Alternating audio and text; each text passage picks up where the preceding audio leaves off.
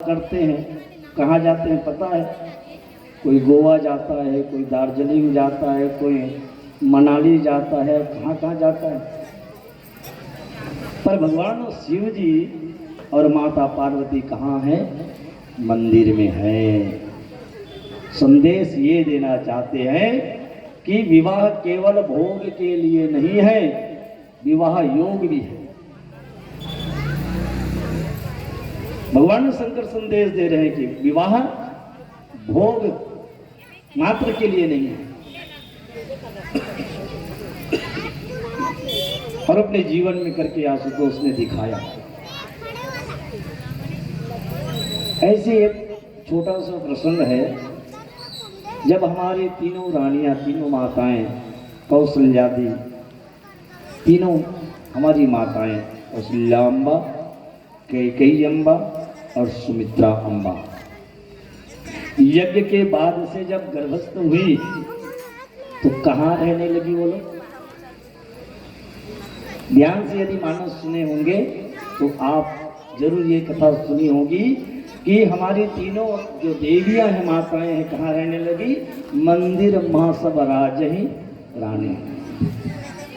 वो लोग भी गर्भस्थ होने के बाद में मंदिर में रहने लगी। इसका अर्थ यह है कि मंदिर का जो वातावरण होता है वो आध्यात्मिक वातावरण होता है। हमारी गर्भवती बहनों को चाहिए कि अधिकाधिक वो आध्यात्मिक वातावरण में रहे, तो आप जिस प्रकार की संतान चाहती हैं ऐसे वैसी ही संतानों की प्राप्ति आपको होगी।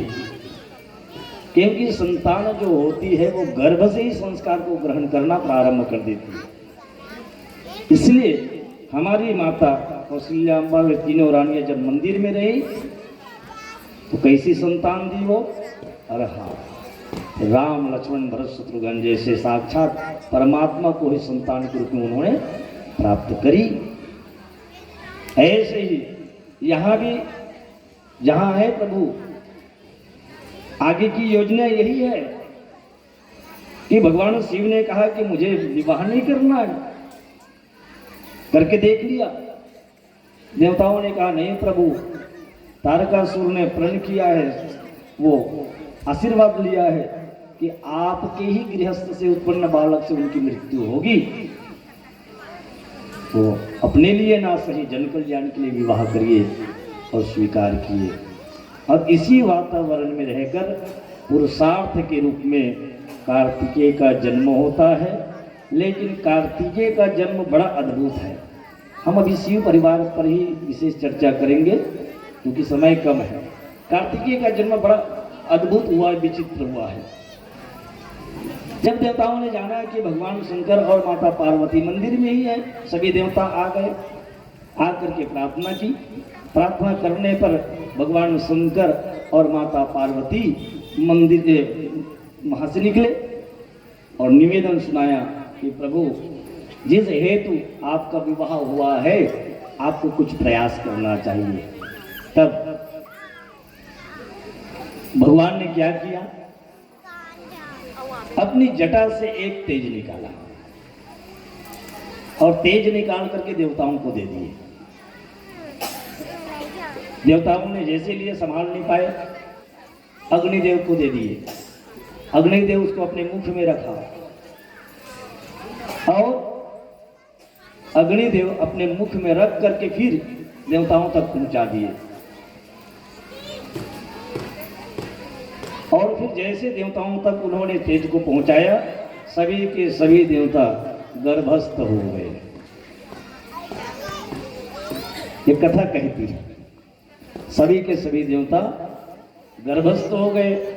फिर उन देवताओं ने उसको वमन किया, उल्टी की, और एक पीत वर्ण का पहाड़ जैसे वो तेज हो गया। पहले कथा सुना। अभी विचित्र लगता है कथा, कैसे कि भगवान शंकर ने तेज कहां से दिया? जटा से दिया। और उसके बाद देवताओं ने लिया, संभाल नहीं पाए, अग्निदेव को दे दिए। अब उसके बाद में अग्निदेव मुख में रखा, मुख के माध्यम से देवताओं को मिल गए, वो गर्भस्थ हो गए। फिर कहाँ चले गए? उल्टी कर दी, पहाड़ बन गया। अब उसको क्या किया जाए? तो नारद जी ने परामर्श दिया कि देखो, संतान उत्पत्ति के लिए एक ही से बात बनेगी नहीं, उसके लिए माता चाहिए, मातृशक्ति चाहिए, और ये महिलाओं का काम है। कैसे किया जाए? तो इस तेज को आप स्त्रियों तक पहुंचाओ, महिलाओं तक पहुंचाओ। तो कहाँ पहुंचाया जाए? तो बोले कि प्रयाग संगम में जाकर के वहाँ ऋषि पत्नियां आएंगी और उनको आप ये प्रदान करो। ठंडा मौसम प्रयाग में, और सप्त ऋषियों की पत्नियां आई, जहाँ पर एक माता जी अरुंधति नहीं आई थी, बाकी सभी पहुँचे थे।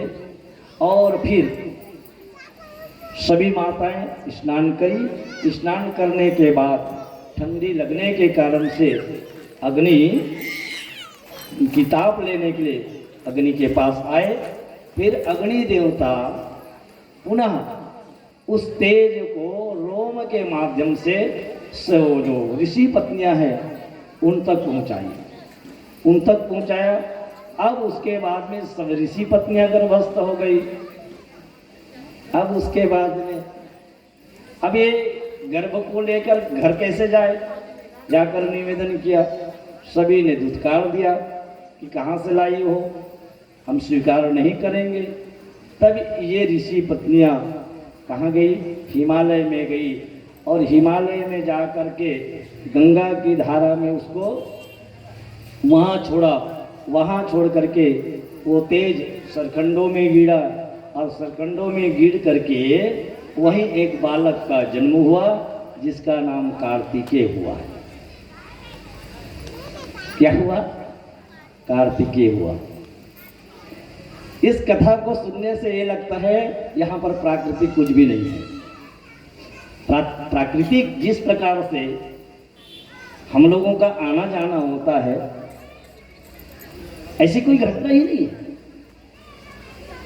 किसी ने बहुत अच्छी बात कही है, तो कहीं की ईंट और कहीं का रोड़ा और भानुमति का कुंदवा जोड़ा, ऐसी घटना है ये सुनकर है। अब आइए इस पर थोड़ा विचार करें। जब तक कथा को हम अपने जीवन से और इसके धर्म और अध्यात्म पक्ष को नहीं समझेंगे, तब तक ये कथा हमको उत्पन्न लगेगी ही लगेगी। आइए, भगवान शंकर देवताओं के निवेदन पर तेज दिया। कहाँ से दिया? अपनी जटा से दिया। और ये जटा क्या है? ये विचारों का केंद्र है, मस्तक विचारों का केंद्र है। और भगवान शंकर के सिर में क्या है? गंगा है। और गंगा वो ज्ञान की गंगा है, भक्ति की धारा है। अर्थात भगवान शंकर ने क्या दिया? ज्ञान देवताओं को दिया, लेकिन ज्ञान को सब पचा ले ये जरूरी नहीं है। अग्नि देव ने, अग्नि माने प्रकाश, प्रकाश माने ज्ञान स्वरूप होता है, वो अपने मुख पर रखते हैं। अग्नि देवता का मुख, यज्ञ का मुख क्या होता है? अग्नि, अग्निदेव। अब वो अपने मुख पर रखे, और मुख पर रख करके सात्विक भाव, कबूतर का रूप धारण करके वो देवताओं तक पहुंचा दिए। मने मुख के माध्यम से देवताओं तक पहुंचाना, अर्थात सभी इंद्रियों में उस ज्ञान को पहुंचाया गया। भगवान शंकर के द्वारा दिए हुए उस ज्ञान को मुख के माध्यम से इंद्रियों तक पहुंचाना। इंद्रिय अर्थात इंद्रिय जो हैं वो सब देवता है।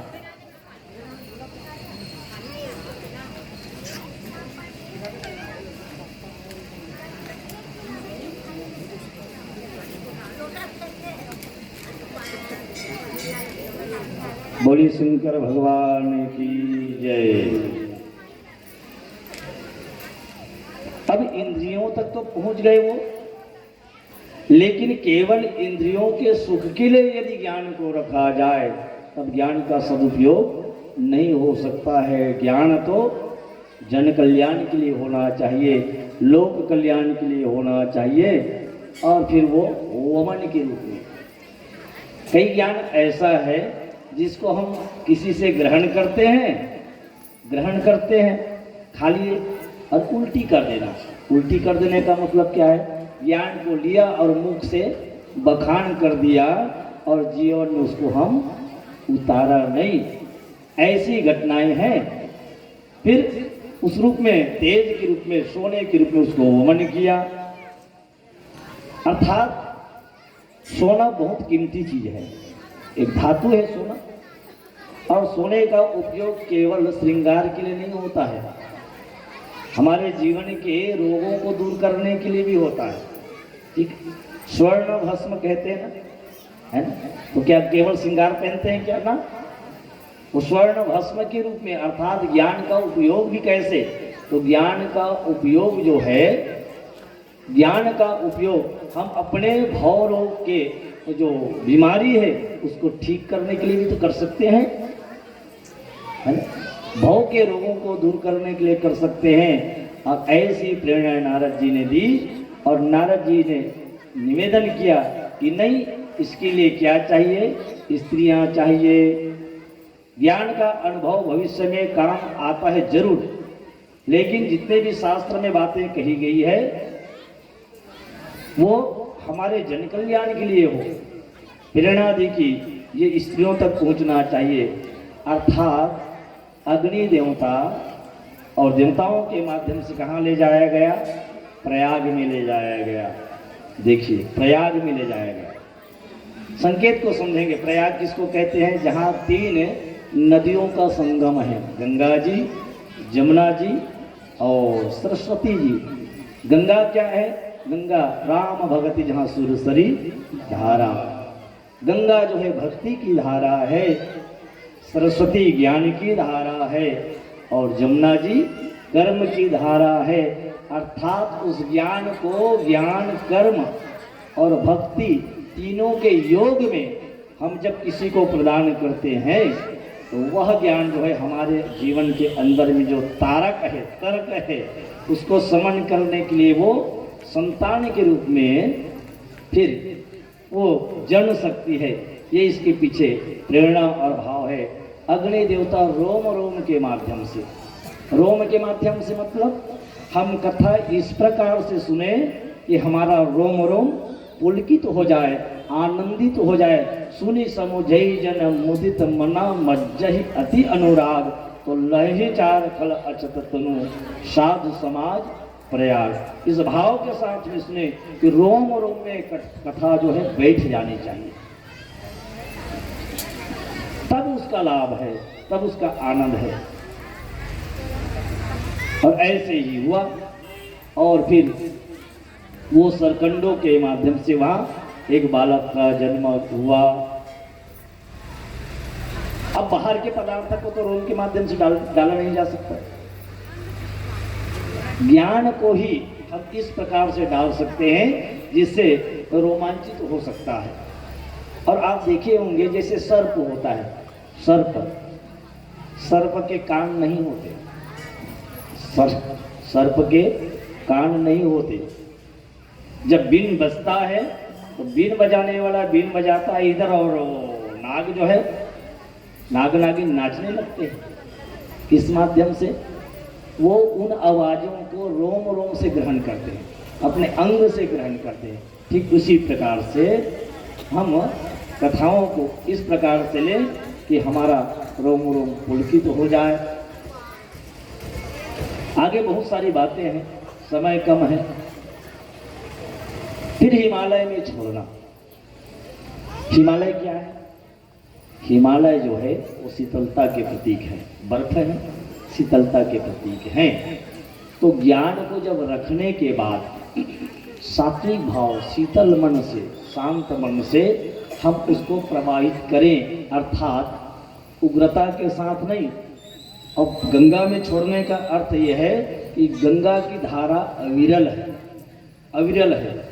ऐसे ज्ञान की गंगा को हम शीतलता के साथ में, सात्विकता के साथ में हम उसको बहाएं। और उसी ढंग से उसको बहाया गया और फिर जो प्राप्त हो जाए उस ज्ञान से वो पुरुषार्थ तर्क को मारने के लिए वो पर्याप्त है। और ऐसे ही कार्तिकेय का जन्म होता है। फिर वही कार्तिक जो है तारकासुर का वध करता है। बोलिए शंकर भगवान की जय। ऐसे ही अभी निवेदन किया जाएगा क्योंकि कम वक्त है ना। और एक शिव परिवार में वैसे भगवान शिव के अंश कितनों का जन्म हुआ, लेकिन दो उनके परिवार के विशेष सदस्य हैं। एक हैं गणपति और एक कार्तिकेय। और भगवान गणपति के जन्म गणेश जी का जन्म कैसे हुआ संक्षिप्त में निवेदन करने के बाद पूजन के क्रम को फिर आगे बढ़ाएंगे। ठीक है, आइए भगवान गणपति की चरणों में ये वंदन।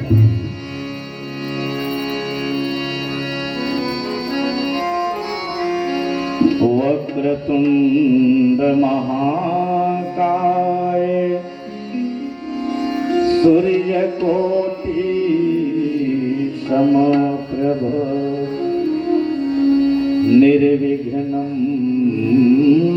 कुरु मे देव सर्वकार्येषु सर्वदा।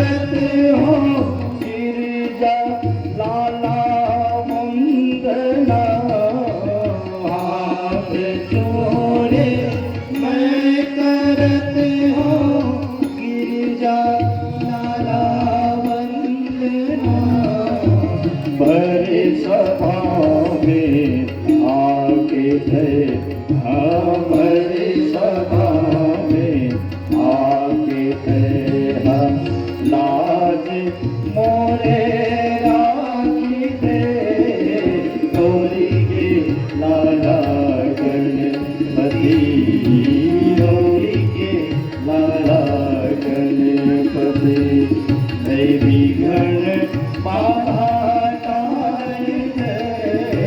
दुख दरिद्री दूरिया कर दे दुख दरिद्री दूरिया कर दे सुख के दिया मार दे गौरी के लाला गणपति गौरी के लाला गणपति गौरी के लाला गणपति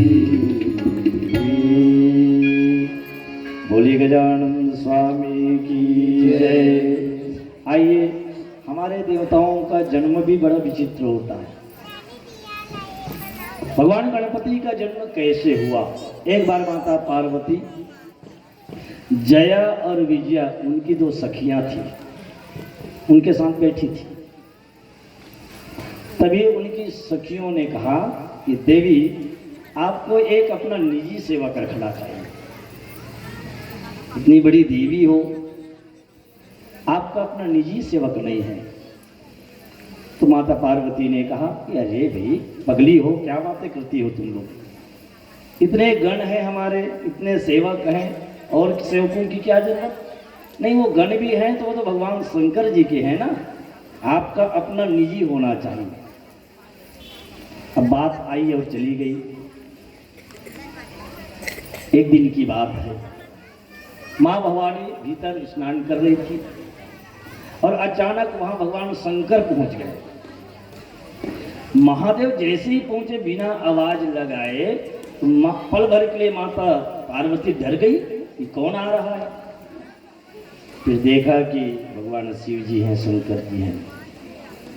घबरा गई थी माता जी। उसी समय माता को ये ध्यान में आया कि बात बिल्कुल सही है। मेरी सखियां दो, जया और विजया ने वो बात कही थी कि आपको एक निजी सेवक रखना चाहिए। बिल्कुल सही बात है भाई, क्योंकि अभी अब हमारे पति देवता आ गए, ठीक बात है। ऐसे ही कोई और आते तो क्या होता? यदि दरवाजे में कोई सेवक रहता तो कम से कम वो रोकता, जानकारी देते। मन में विचार आया, और मन में जैसे विचार आया तो फिर सेवक कहाँ से लाया जाए? फिर माता पार्वती स्नान कर रही थी, फिर अपने मैलों को निकालना शुरू किया, मैल को। और मैल को निकाल करके एक पुतला बनाया, पुतला में प्राण का संचरण किया, और फिर एक बालक का जन्म हुआ, जिसका नाम क्या पड़ा? गणेश जी पड़ा। ये भी कथा वैसी है। क्या पड़ गया नाम? भगवान गणपति पड़ गया। और गणेश जी ने फिर कहा कि बोलो माता, क्या करना है मुझको? तो एक दंड छड़ी पकड़ा करके बोले कि बेटे बालक, तुमको दरवाजे में रहना है, रखवाली करना है, और कोई भी पुरुष यहाँ घुसने ना पाए, कोई भी पुरुष घुसने ना पाए। बस माता की आज्ञा पाकर अब वो दरवाजे में खड़ा है बालक। अभी भगवान शंकर कहीं से घूमते घामते आए, घर में भीतर प्रवेश करना चाहा। वो बालक कहता है, ओ बाबा रुको, भीतर नहीं जा सकते। बोले क्यों? मेरी माँ का आज्ञा है कि भीतर किसी को जाने नहीं देना है। तो भगवान शंकर ने कहा कि भी ठीक है, किसी को जाने नहीं देना है, अच्छी बात है। क्या घर वाले को भी नहीं जाने देना है? ये माँ ने कहा है। कौन घर वाला? कौन घर वाला? मैं कुछ नहीं जानता। भगवान शंकर ने कहा नहीं जानते इसलिए तो रोक रहे हो, जानोगे तो रोकोगे नहीं। मैं उस देवी का पति हूं और तू कहां से आ गया? जिस देवी की बात कर रहे हो उस देवी का मैं पति देवता हूं, तू कहां से टपक गया? तू मुझको नहीं जानता? तो गणपति ने भी कहा नहीं जानता इसलिए तो रोक रहा हूं, जानता तो क्यों रोकता? और फिर अड़ गया बालक। भगवान शंकर छोटे बालक को देखकर करुणा से कहा कि बेटे हट जाओ, ये मेरा अपना घर है भाई बाबा। इतने से बालक नहीं हटे तो नंदी और भृंगी को कहा, ए नंदी भृंगी फेंको रे चचकार के कटे, हटा हटाओ इसको। ये नंदी भृंगी गया। अब ये लोग थोड़ा सुन थे, इनको लगा कि ये तो छोटा बालक है ना, ऐसे पकड़ेंगे इसको फेंक ही देंगे। लेकिन गणपति तो गणपति है, जैसे ही नंदी भृंगी गए दोनों को पछाड़ दिए, दोनों को पछाड़ दिए। जाकर के भगवान शंकर की चरणों में गिड़गिड़ाने लगा, बोले भोलेनाथ ये जो बालक है बड़ा उत्तम है, सामान्य नहीं है, ये हमारे तारे से भी डरने वाला नहीं है। फिर स्वयं भगवान शंकर जाते हैं और जा करके क्या हुआ, उस बालक के सिर को त्रिशूल से काट देते हैं, मस्तक काट देते हैं। माता पार्वती ने शक्ति भेजी भीतर से, युद्ध भी हुआ।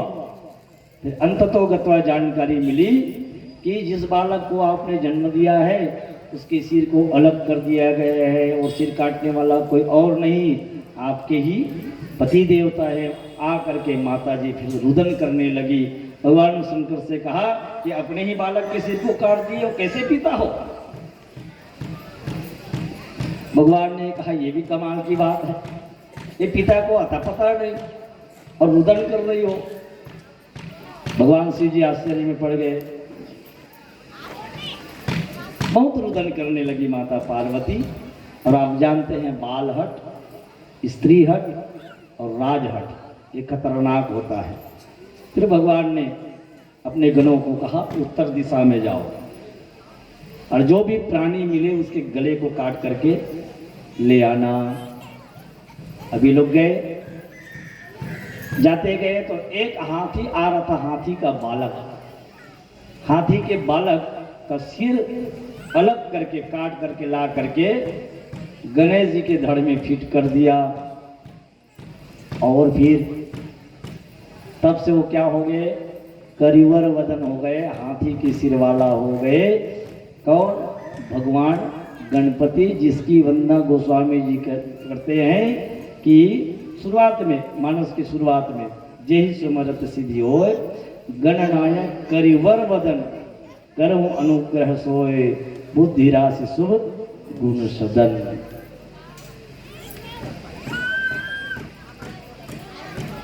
अब आइए इस पर थोड़ा, इस कथा पर थोड़ा विचार करें।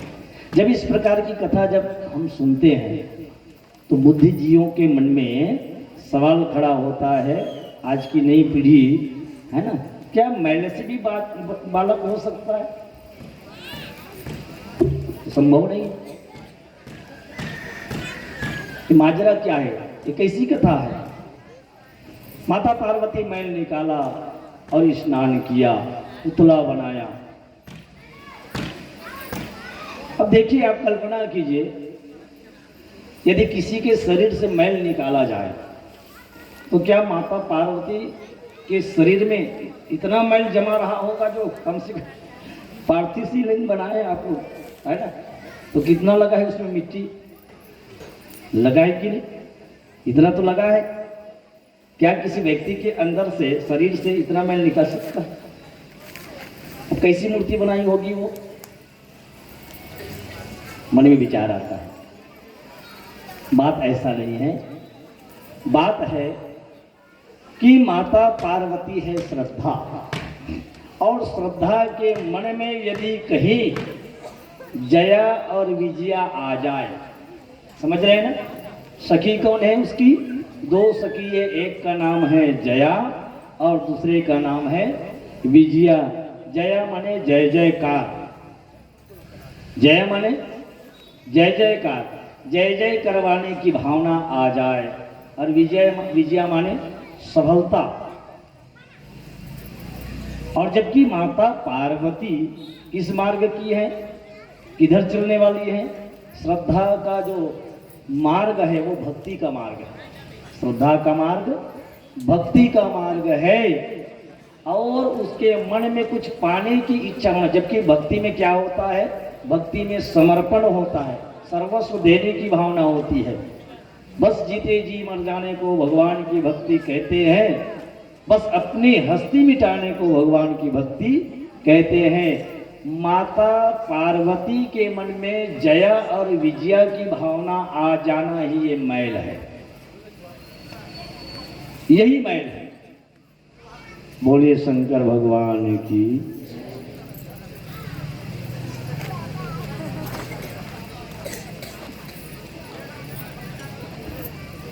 श्रद्धा ज्ञान, श्रद्धा को ज्ञान चाहिए, क्योंकि श्रद्धा के बिना ज्ञान की उपलब्धि नहीं होगी, ये बात ठीक है। पर उसका मार्ग है भक्ति का मार्ग। और माता पार्वती के ऊपर में संगति का प्रभाव पड़ा, जया और विजया का प्रभाव पड़ा। और मन में श्रद्धा को छोड़कर ज्ञान को पाने के लिए वो आगे बढ़ी। और इससे मैं अर्थात पुतला तो ज्ञान स्वरूप है। पर ज्ञान कब अच्छा है? ज्ञान में यदि कहीं अहंकार नहीं है तब अच्छा है। ज्ञान मान जहां एक हुना। पर जिस बालक का जन्म हुआ वो विभूति पा करके अपने ही पिता अर्थात शंकर चाहते तो माता जी से जाकर निवेदन भी कर सकते थे कि एक बाबा जी आए हैं, वो आना चाहते हैं, उसको आने दूं कि नहीं आने दूं, जरा बताइए माता जी। परिचय देते और माता जी कहते कि नहीं बेटा बेटा वो तो आपके ही पिताजी हैं, आने दीजिए। ये तो किया जा सकता है ना। पर उसको अपने ज्ञान का अहंकार है, इसलिए बुद्धि तो है, ज्ञान तो है, पर ये ज्ञान लोक कल्याणकारी नहीं है, इसलिए मस्तक काट दिया जाता है। भगवान गणपति के मस्तक को काट दिया गया और हाथी के मस्तक को लगा दिया गया। अब देखिए अब गणेश जी कैसे हो गए? इधर आदमी जैसे और मुंडी हाथी का, अंतर इतना ही, ठीक। अब गणपति के स्वरूप को देखिए, बस 5 मिनट और। गणपति के स्वरूप को देखिए, जो प्रथम पूजा के अधिकारी हुए।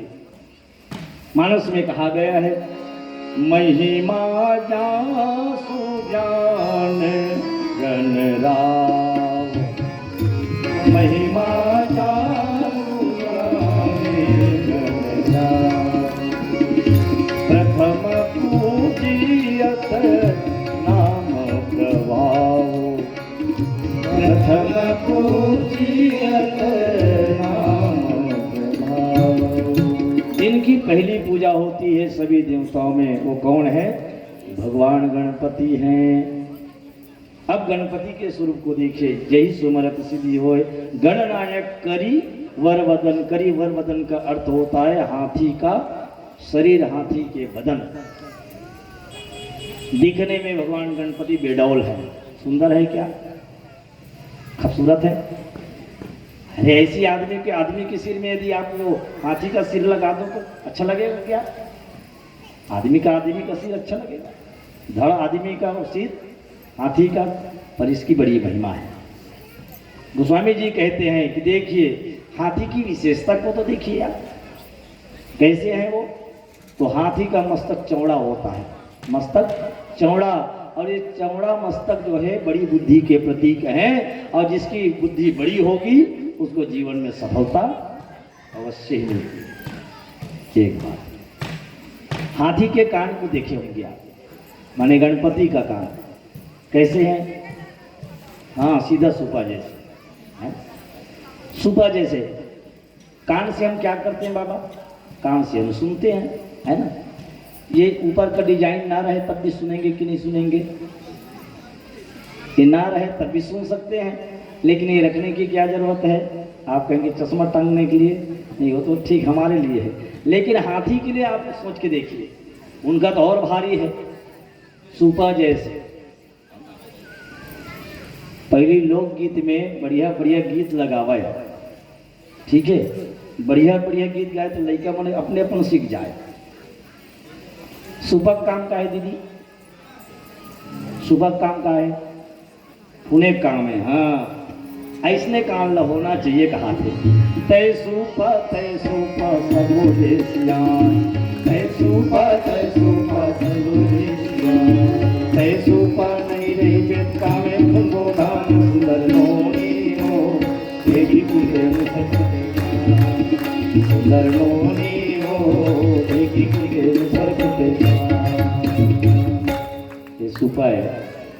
और कान को कैसे होना चाहिए, अर्थात श्रोता को कैसे होना चाहिए? श्रोता ऐसे चाहिए जैसे सुभाए सार सार को गहिलिए पोथा दिए, ये होना चाहिए, ये दर्शन है। भगवान गणपति की सूंठ माने नाक कैसी है? बड़ी लंबी है। भगवान करे सबकी नाक गणपति जैसी ही लंबी हो जाए। अच्छा नहीं लग रहा है? मर्म को जानेंगे तब आप भी उस तरफ मुड़ जाएंगे। नाक को कहते हैं, नाक है प्रतिष्ठा। क्या है? प्रतिष्ठा है। और कौन चाहता है आदमी ऐसा, बताइए एक भी, कि जिनकी प्रतिष्ठा कम हो जाए या कट जाए, कम हो जाए? कौन चाहता है? सभी चाहते हैं ना कि मेरी प्रतिष्ठा लंबी हो, अर्थात नाक लंबी हो, सभी चाहते हैं। और गणपति को अर्थात हाथी को चलते देखे होंगे आप, तो जब भी चलता है कैसे चलता है? उस सूर से फूंक फूंक कर चलता है। आदमी को भी फूंक फूंक करके चलना चाहिए, और जो फूंक फूंक कर चलता है वो जीवन में सफल होता है। ये दर्शन है। और क्या है भाई? उसकी आंख बड़ी पैनी है, छोटी छोटी चीजों को बड़ी कर कर देखने की उसमें क्षमता है। ये दर्शन है बहुत बड़ा। कैसे कि हम क्या करते हैं, जब हम बड़े हो जाते हैं तो छोटे लोगों का तिरस्कार करते हैं, छोटे को तो और धूल के बराबर समझते हैं। साहब ना, गणपति जी बता रहे हैं, विवेक के देवता बता रहे हैं कि छोटे लोगों को भी हम बड़े करके देख सकें। रही मन देख बड़े न को लघु न दीजे डार, जहाँ काम आए सुई वहाँ क्या करे। और निवेदन किया गया है, तिनका कबू न नी दिए, जो पांव तले होए, कबू उड़ आंखन पड़े तो पीर घनेरी। तो छोटे लोगों को बिल्कुल छोटा नहीं समझना चाहिए, सब हमारे अपने प्यारे हैं, उसको भी उठाना चाहिए, सम्मान करना चाहिए। ये क्या बचा? भगवान गणपति की जो जीव है, हमारी जो जीव है वो बाहर की ओर लपलपाती है, उसकी जो जीव है भीतर की ओर लपलपाती है। जीव से क्या करते हैं हम लोग? बोलते हैं। अर्थात वाणी का इस्तेमाल जो औरों के लिए करते हैं, गणपति जी बता रहे हैं कि उसको हम अपने अंदर भी, हमारे अपने लिए भी करें। ये दर्शन है। पेट भारी है। हमारे सियान मन जब भजन गावे खंजेरी बजा के, अब कैसे गाय पता है? तोर जय बोलाओ ना गणपति गणराज की, मैं जय बोलाओ ना, हाथी सही पेट तोर सूंठ बड़ा भारी, हाथी सही सोट तोर पेट बड़ा भारी, हाथी सही सोट तोर पेट बड़ा भारी, बिगन के हरैया तोर गाँव में बलिहारी, तोर जय बोलाओ ना गणपति गणराज के, मैं जय बोलाओ ना, कर जय बोलाओ ना गणपति महाराज के, मैं जय बोलाओ ना। पेट बहुत भारी है, भारी है। पेट का काम है पचाना, और पचाना केवल खाना को नहीं, खाना खाएंगे भोजन करेंगे वो पचेगा पचेगा, ठीक है, कई को मंदाग्नि होती है अलग बात है, लेकिन इसका अर्थ ये है कि हम ज्ञान को भी पचाएं, साधना को भी पचाएं और बातों को भी पचाएं। अक्सर कहा जाता है हमारी माताओं के लिए, क्षमा करिएगा, एक बटकी बासी है पच जथे नानचु बात है।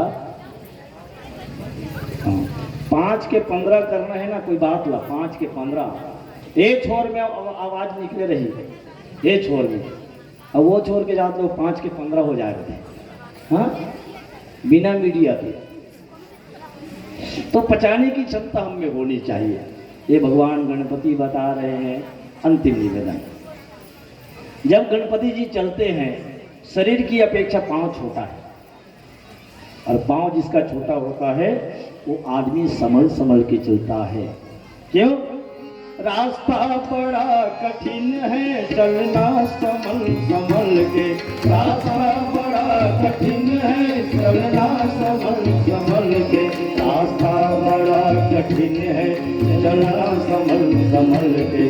ये देश है तुम्हारा, नेता तुम्हें हो कल के। इंसाफ की डगर पे बच्चों दिखाओ चल के। ये देश है तुम्हारा, नेता तुम्हें हो कल के। नेता तुम्हें संभल संभल करके चलना, कदम को संभल संभल करके रखना। अंतिम निवेदन ये है, जब हाथी चलता है, गणपति जी संदेश दे रहे हैं, जिस गांव में भी हाथी पहुंच जाता है, गांव के श्रद्धालु लोग क्या करते हैं, हाथी के सामने हाथ जोड़कर खड़े हो जाते हैं। कौन आ रहे हैं? हमारे विनायक जी आ रहे हैं, गणपति जी आ रहे हैं। आगे वाले लोग हाथ जोड़ करके खड़े होते हैं, लेकिन जैसे जितने लोग सामने खड़े 2-4 ना, निश्चित आप दिखेगा आगे हाथ जोड़ के खड़े लोग मिलेंगे तो पीछे 2-4 कुत्ते भौंकते हुए मिलेंगे आपको, पीछे पड़े हुए मिलेंगे आपको। होता है कि नहीं? पर गणपति की विशेषता ये है, हाथी की विशेषता ये है कि हाथ जोड़ने वाले के पास में वो रुकता नहीं है, और पीछे भौंकने वाले के पीछे वो भागता नहीं है। विवेकी आदमी को ऐसी ही होना चाहिए। प्रशंसा करे तब, और 2-4 निंदा भी करे तब, किसी से उलझना नहीं। गीता में भगवान कृष्ण कहते हैं, तुल्य निंदा स्तुर्मोनि संतुष्टो एन के निचित अनिकेत। स्थिर मति, अपनी मति को कैसे रखें? स्थिर रखें, संतुलित रखें, सम्य रखें, तो जीने की कला मिल जाएगी। भगवान गणपति से ये दर्शन है।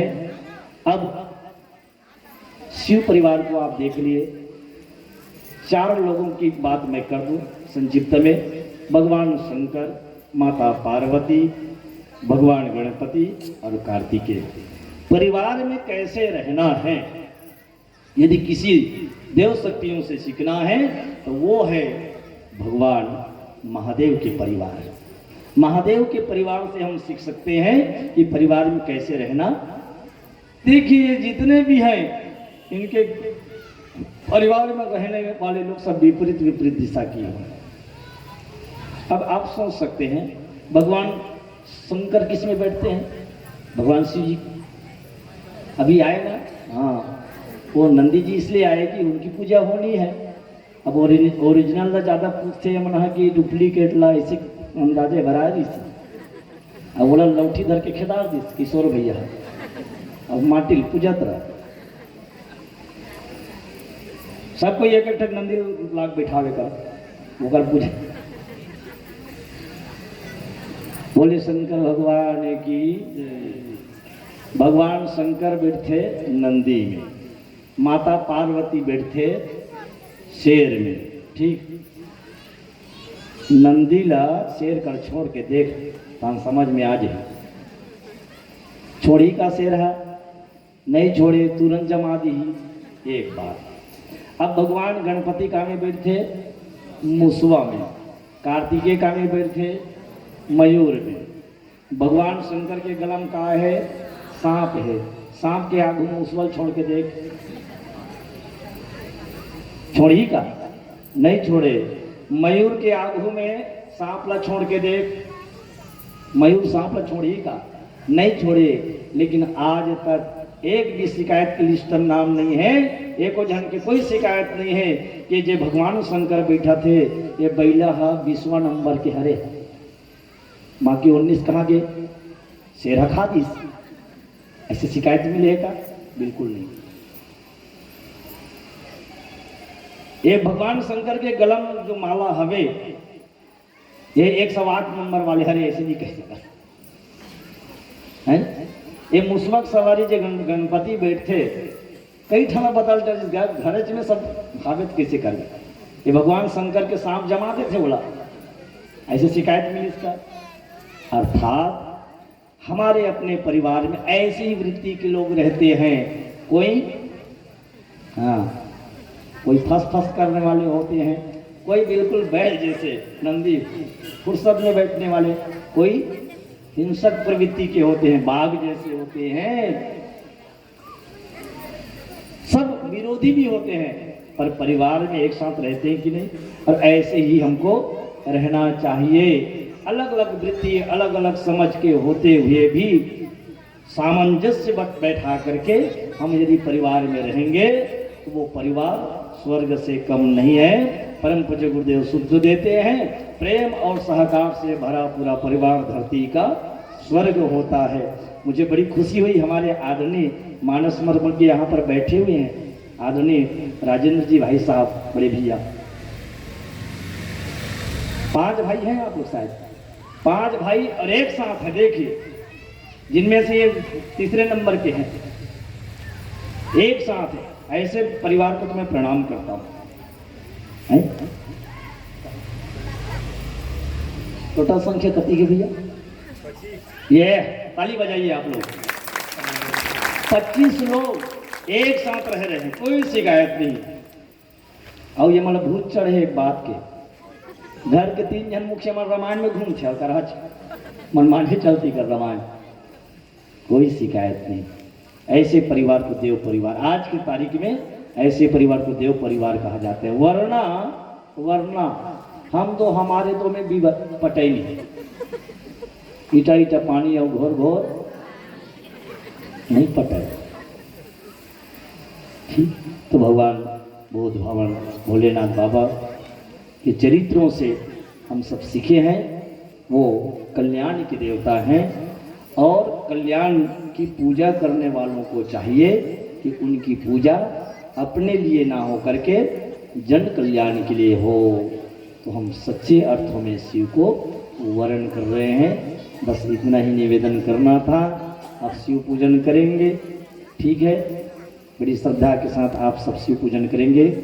शिव महापुराण में शिव पूजन की बड़ी महिमा बताई गई है। यहाँ तक ओम नमः शिवाय को एक अश्वमेध यज्ञ के बराबर बताया गया है। इतनी महिमा है। रुद्राक्ष की बड़ी महिमा है, बेलपत्ती की, केवल इसको स्पर्श करने का फल है, इसका दर्शन करने का फल है। स्पष्ट लिखा हुआ है शास्त्रों में, केवल दर्शन करने का फल है, स्पर्श करने का फल है।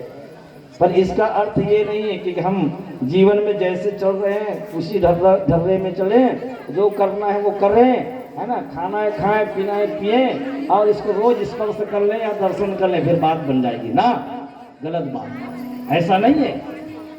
इन सब से हम सीख लेकर के अपने जीवन को संवारें, बढ़िया शानदार बनाएं। बस इसी निवेदन के साथ मैं बाल सुरेश दीन जो आपके चरणों में बैठा हुआ है, ना पढ़ा हूँ ना लिखा हूँ ज़्यादा, आप ही की कृपा प्रसादी को मैं जन जन तक बांट रहा हूँ।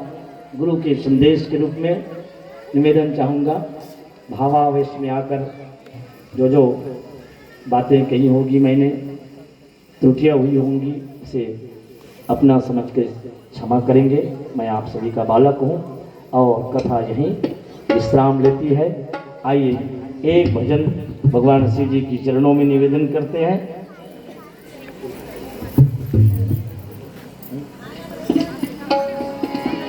और उसके बाद में पूजन कर प्रारंभ करेंगे।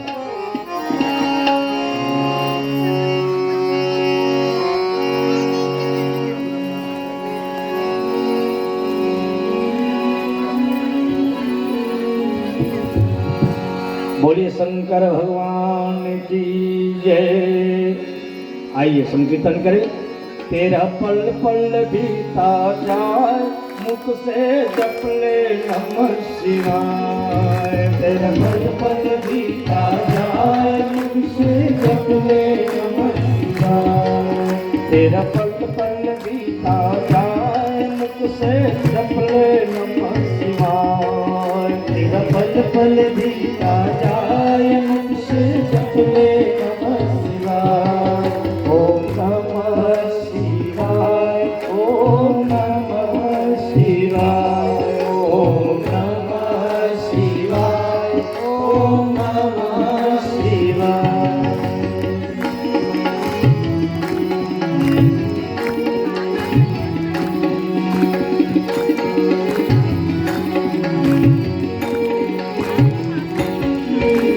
शिव शिव तुम हृदय से बोलो, शिव तुम हृदय से बोलो। मन मंदिर का पर्दा खोलो, मंदिर का पर्दा। तेरा अवसर खाली न जाए मुझसे जप ले नमः शिवाय। तेरा अवसर खाली न जाए मुझसे जप ले नमः शिवाय। तेरा पल पल बीता जाए मुख से जप ले नमः शिवाय। तेरा पल पल बीता जाए मुख से जप ले नमः शिवाय। ओम नमः शिवाय, ओम नमः शिवाय, ओम नमः शिवाय, ओम नमः शिवाय।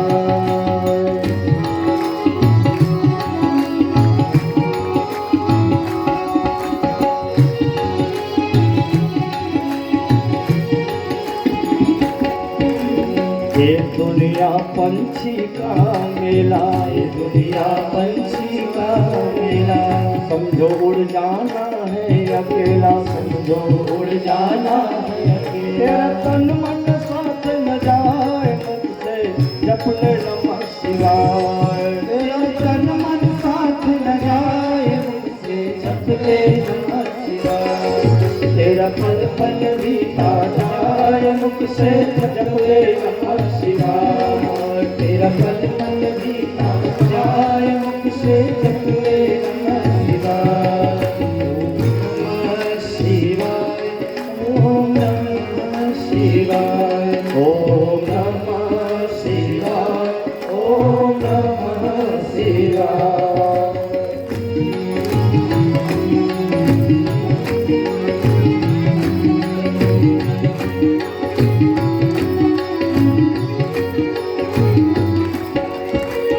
मुसाफिरी जब पूरी होगी, मुसाफिरी जब पूरी होगी।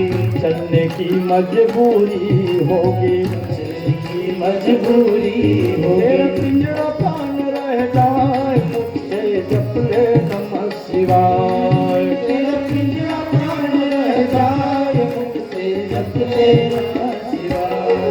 तेरा पल पल बीता जाए मुझसे जप ले नमः शिवाय। तेरा पल पल बीता जाए मुझसे जप ले नमः शिवाय। ओम नमः शिवाय, ओम नमः शिवाय, ओम नमः शिवाय, ओम नमः शिवाय।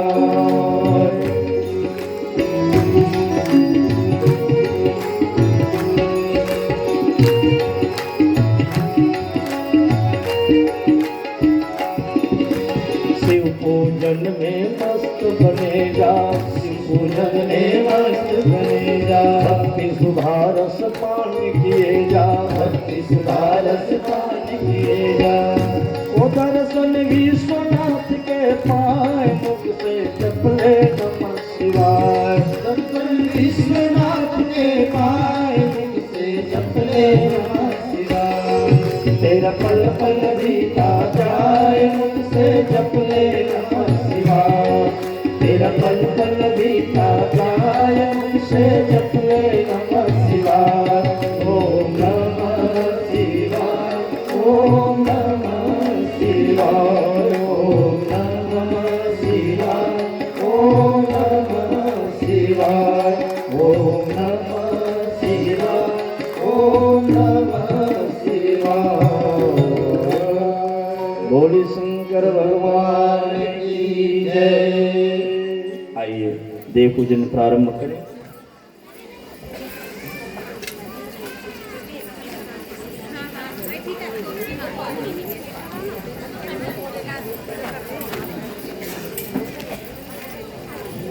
अब हमारे प्रत्येक कुंड के मुख्य यजमान हैं, उनसे निवेदन होगा कृपया जा करके आसन ग्रहण करें और जरा हाथ ऊपर करेंगे। पार्थिव शिवलिंग कितने लोग लाए हुए हैं? वाह क्या बात है, बहुत बहुत